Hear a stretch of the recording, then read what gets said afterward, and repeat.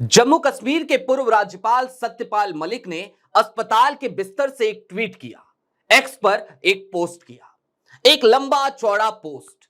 और दो टुक शब्दों में कहा जाए तो फिर यह कहा जा सकता है कि उन्होंने अस्पताल के बिस्तर पर लेटे लेटे मोदी जी के पसीने छुड़ा दिए। लेकिन शुरुआत जरा एक सवाल से करना चाहता हूं, क्या जिस व्यक्ति ने जिस घोटाले की शिकायत करी थी, उसी घोटाले में उसी व्यक्ति के खिलाफ जांच हो सकती है? अगर आपका जवाब नहीं है तो फिर मैं यह कहना चाहता हूं कि मोदी जी की सरकार है भैया, बिल्कुल हो सकती है। और सत्यपाल मलिक के साथ यही सब हो रहा है, लिहाजा आज जो उन्होंने कहा उसने एक बड़ी पोल खोल दी है, कई सवाल उठा दिए हैं। नमस्कार, मैं स्वप्निल, आप द न्यूज लॉन्चर देख रहे हैं। 11 बजे का वक्त हो गया, यानी कि वक्त हो गया आपकी और हमारी मुलाकात का 11th आवर का। और 11th आवर में आज बात उस जाट की, उस किसान के बेटे की जो हर वक्त किसानों के साथ जाकर खड़ा हो गया, हर बार मजलूमों के साथ जाकर खड़ा हो गया। और आज की तारीख में एक साधारण जीवन जीने वाला वो नेता जब बिस्तर पर पड़ा है तो उसके खिलाफ सीबीआई की एक इंक्वायरी चल रही है। सबसे पहले मैं यह चाहता हूं कि जरा आप सत्यपाल मलिक का आज का वो पोस्ट देखिए, उनका वो बयान पढ़िए, अक्षरशः पढ़िए, अक्षरशः सुनिए। सत्यपाल मलिक ने पहले भी सूचित किया था कि उनकी तबीयत खराब है। अब आपके स्क्रीन पर उनका वही पोस्ट है जिसमें आज उन्होंने कुछ नई बातें जोड़ी हैं। उन्होंने कहा, नमस्कार साथियों, मैं पिछले लगभग 1 महीने के करीब से अस्पताल में भर्ती हूं और किडनी की समस्या से जूझ रहा हूं। परसों सुबह मैं ठीक था, लेकिन आज फिर से मुझे आईसीयू में शिफ्ट करना पड़ा। मेरी हालत बहुत गंभीर होती जा रही है। मैं रहूं या ना रहूं, और मैं इन शब्दों पर जोर दे रहा हूं। जरा सोचिए, ये शब्द जिस वक्त पे टाइप हो रहे होंगे, जिस वक्त पे लिखे जा रहे होंगे, उस वक्त मनोदशा क्या रही होगी। सत्यपाल मलिक कहते हैं, मैं रहूं या ना रहूं, इसलिए अपने देशवासियों को सच्चाई बताना चाहता हूं। जब गवर्नर के पद पर था तो उस समय मुझे 150 करोड़ रुपए की रिश्वत की पेशकश भी हुई, परंतु मेरे राजनीतिक गुरु किसान मसीहा स्वर्गीय चौधरी चरण सिंह जी की तरह ईमानदारी से काम करता रहा और मेरा ईमान वो कभी डिगा नहीं सके। आगे फिर उन्होंने कुछ घटनाओं का जिक्र किया और आप सबको वो तमाम घटनाएं याद आ जाएंगी। सत्यपाल मलिक ने कहा, जब मैं गवर्नर था उस समय किसान आंदोलन भी चल रहा था। मेरे बगैर राजनीतिक लोभ लालच के पद पर रहते हुए किसानों की मांग को मैंने उठाया था। फिर महिला पहलवानों के आंदोलन में जंतर मंतर से लेकर इंडिया गेट तक उनकी हर लड़ाई में मैं उनके साथ रहा। पुलवामा हमले में यह बात आपको बहुत अच्छे से याद होगी। आज भी जब कभी सत्यपाल मलिक का जिक्र होता है तो हमें वो घटना याद आ जाती है। पुलवामा हमले में शहीद वीर जवानों के मामले को उठाया, जिसकी आज तक इस सरकार ने कोई जांच नहीं करवाई है। सरकार मुझे सीबीआई का डर दिखाकर झूठे चार्जशीट में फंसाने के बहाने ढूंढ रही है। जिस मामले में मुझे फंसाना चाहते हैं, उस टेंडर को मैंने खुद निरस्त किया था। मैंने खुद प्रधानमंत्री जी को बताया था इस मामले में करप्शन है, और उन्हें बताने के बाद में मैंने खुद उस टेंडर को कैंसिल किया। मेरा तबादला होने के बाद में किसी अन्य के हस्ताक्षर से यह टेंडर हुआ। मैं सरकार को और सरकारी एजेंसियों को बताना चाहता हूं कि मैं किसान कौम से हूं। मैं ना तो डरने वाला हूं, ना ही झुकने वाला हूं। सरकार ने मुझे बदनाम करने में पूरी ताकत लगा दी। अंत में मेरा सरकार से और सरकारी एजेंसियों से अनुरोध है कि मेरे प्यारे देश की जनता को सच्चाई जरूर बताना कि आपको छानबीन में मेरे पास मिला क्या।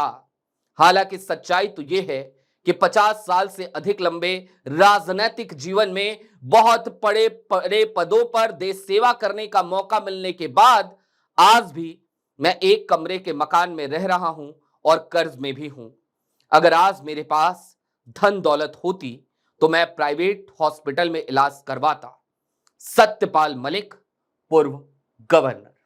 जम्मू कश्मीर के पूर्व राज्यपाल सत्यपाल मलिक ने ये सारी बातें कही और एक एक शब्द पर यदि आप के अंदर भावनाएं हैं, यदि आपके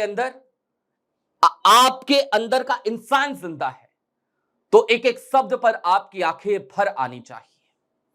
हालांकि इस पूरी पोस्ट की बात हम करेंगे, लेकिन उससे पहले एक खबर का एक छोटा सा हिस्सा आपको और दिखाना चाहता हूं ताकि आप थोड़ा सा और रिकॉल कर पाएं। फिर आपको बताएंगे कि 2024 में कैसे सत्यपाल मलिक के घर पर छापेमारी भी हुई थी और उसके बाद कैसे इसी 22 मई को सीबीआई ने चार्जशीट दाखिल करी, जिस वक्त पे सत्यपाल मलिक अस्पताल में भर्ती थे, उनको आरोपी बनाया गया। लेकिन पहले अपनी स्क्रीन पर जरा खबर का दैनिक भास्कर का ये एक अंश देख लीजिए। दैनिक भास्कर का ये अंश आपको बताता है, मलिक ने 2021 में लगाया था भ्रष्टाचार का आरोप। सत्यपाल मलिक ने 17 अक्टूबर 2021 को राजस्थान के झुंझुनू में एक कार्यक्रम में कहा था कि उन्हें जम्मू कश्मीर का राज्यपाल रहते करोड़ों की रिश्वत ऑफर हुई थी। उस दौरान उनके पास 2 फाइलें आई थी। इनमें एक बड़े उद्योगपति और दूसरी महबूबा मुफ्ती और भाजपा की गठबंधन सरकार में मंत्री रहे एक व्यक्ति की थी। मलिक ने कहा था कि उनके सचिवों ने बताया कि इसमें घोटाला है।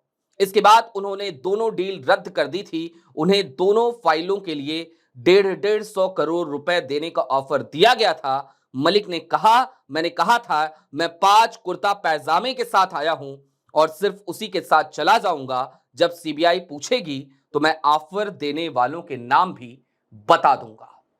सत्यपाल मलिक ने आज नहीं, कल नहीं, परसों नहीं, 1 साल पहले नहीं, बल्कि इस मामले का खुलासा 2021 में ही कर दिया था और बता दिया था कि 2021 में उनको 150 करोड़ रुपए का ऑफर मिला था रिश्वत का। और ये कौन सा प्रोजेक्ट है जिसको लेकर सत्यपाल मलिक को आरोपी बनाया गया है? तो ये प्रोजेक्ट है किश्तवाड़ का कीरू हाइड्रो इलेक्ट्रिकल प्रोजेक्ट, एक हाइड्रो पावर प्रोजेक्ट।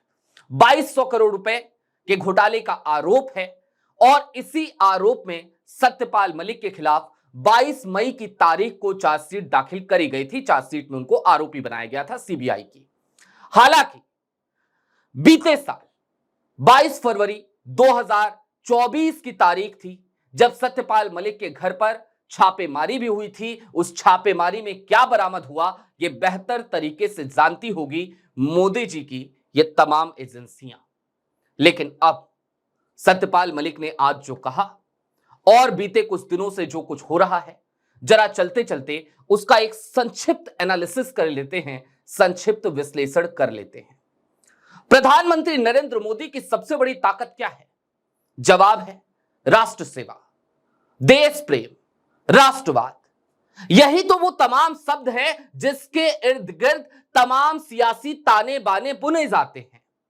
और पुलवामा में जो कुछ भी हुआ था उसके बाद सत्यपाल मलिक जिस तरीके से अपने बयानों पर अड़ गए, वो तमाम बयान सत्यपाल मलिक की बेबाकी को दर्शाते हैं। और जाहिर सी बात है वो तमाम बयान मोदी सरकार को नागवार गुजरने थे, गुजरे भी। तो कहीं ऐसा तो नहीं कि उन बयानों के मद्देनजर आज की तारीख में जब सत्यपाल मलिक अस्पताल में हैं, आज की तारीख में जब सत्यपाल मलिक की स्थिति काफी ज्यादा गंभीर है, यहां तक कि सत्यपाल मलिक को यह तक लिखना पड़ रहा है कि मैं रहूं या ना रहूं, तो उस वक्त पे भी उन्हीं बयानों को मद्देनजर रखते हुए यह सब चल रहा है। हम आरोप नहीं लगा रहे, लेकिन हां कड़ियों को जोड़ रहे हैं, बिटवीन द लाइंस पढ़ रहे हैं। और दोस्तों, कुछ बातें और मैं कहना चाहता हूं, ये बातें निजी हैं। बीते महीनों मैं सत्यपाल मलिक जी के आवास पर गया था। उस वक्त भी उनकी स्थिति देखी थी, उनके स्वास्थ्य की स्थिति मैंने देखी थी।